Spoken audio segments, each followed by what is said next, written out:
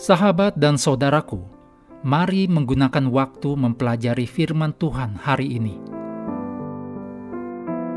Jumat 21 Maret, ini adalah bagian pendalaman untuk pelajaran kasih dan keadilan, dua perintah terbesar. Kita mulai dengan doa singkat yang didasarkan dari 1 Petrus 2 ayat 17. Hormatilah semua orang, kasihilah saudara-saudaramu, takutlah akan Allah. Amin.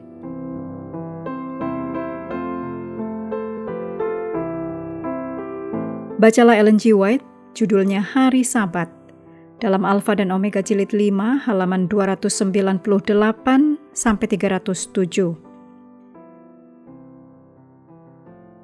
Berikut ini adalah kutipan dari Alfa dan Omega jilid 5, halaman 304 dan 305. Mata-mata itu tidak berani menjawab Yesus di hadapan orang banyak, sebab takut jangan sampai mereka terjerumus dalam kesulitan. Mereka tahu bahwa Yesus berkata yang benar. Daripada melanggar adat istiadat, lebih baik mereka membiarkan seseorang menderita. Padahal mereka tetap melepaskan hewan, yaitu lembu yang terperosok ke sumur, sebab si pemilik akan kehilangan jika tidak melakukannya. Jadi, perhatian untuk hewan yang bisu lebih besar daripada menolong manusia yang telah dijadikan menurut peta Allah. Ini menjelaskan pekerjaan segala agama palsu. Ini bersumber dalam keinginan manusia untuk meninggikan dirinya melebihi Allah dan mengakibatkan merendahkan manusia di bawah hewan. Setiap agama yang memerangi kedaulatan Allah menipu manusia dari kemuliaan yang dimilikinya pada saat penciptaan, yang akan dipulihkan kembali di dalam Kristus. Setiap agama palsu mengajarkan penganutnya untuk mengabaikan keperluan manusia, kesengsaraan, dan keadilan. Injil memberikan nilai yang tinggi kepada umat manusia sebagai tebusan darah Yesus dan mengajarkan perhatian yang lembut terhadap kekurangan dan kesengsaraan manusia. Tuhan berkata, "Maka aku akan membuat orang lebih mulia, precious, daripada emas tua, dan manusia melebihi dari emas Ofir."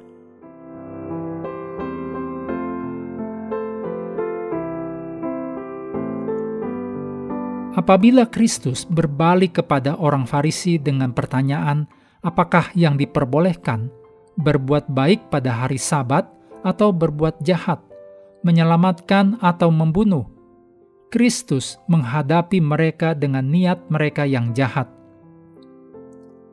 Mereka, yaitu orang Farisi, mengincar nyawa Yesus dengan kebencian yang sangat. Padahal Yesus menyelamatkan banyak orang dan membawa kebahagiaan atas orang banyak. Apakah lebih baik membunuh pada hari Sabat seperti yang sudah direncanakan mereka, atau menyembuhkan orang sakit seperti yang dilakukan Yesus? Apakah lebih benar mengadakan pembunuhan dalam hati pada Sabat, hari Tuhan yang suci, daripada mengasihi sesama manusia yang dinyatakan dalam perbuatan dan kemurahan? Berikut ini hal-hal untuk diskusi. Yang pertama, mengapa dan bagaimanakah sehingga setiap agama palsu mengajarkan penganutnya untuk mengabaikan kebutuhan manusia? Diskusikan bagaimana kita dapat bertindak secara sadar untuk menghindari kecerobohan seperti ini di dalam dan di luar komunitas gereja kita. Yang kedua, siapakah sesamaku? Siapakah sesamamu? Diskusikan dalam hal praktis apa mengikuti Kristus seharusnya menjadikan kita menyerupai orang Samaria yang melintasi batas-batas zamannya untuk menunjukkan kasih.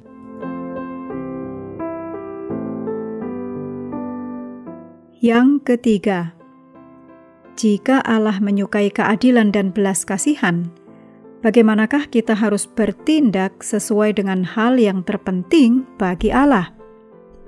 Diskusikan bagaimana kita bisa lebih fokus pada apa yang Yesus sebut sebagai yang terpenting dari hukum.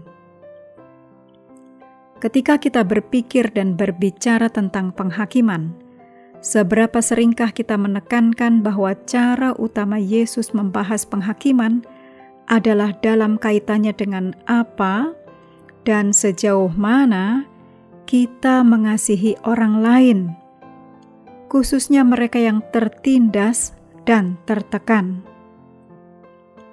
Renungkan hal ini dalam pengertian dari Matius 25 ayat 31-46.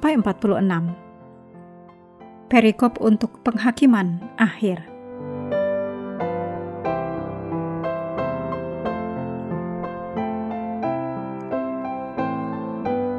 Mengakhiri pelajaran hari ini, mari kembali ke ayat inti 1 Yohanes 4 ayat 20.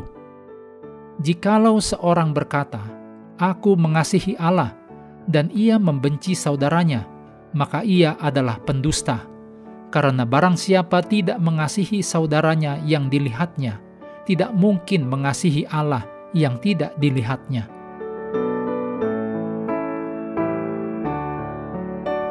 Sahabat juga perlu melengkapi waktu untuk bersekutu dengan Tuhan setiap hari. Dengan bacaan Alkitab sedunia, percayalah kepada nabi-nabinya yang melanjutkan dari 1 Yohanes pasal 4. Tuhan memberkati kita semua.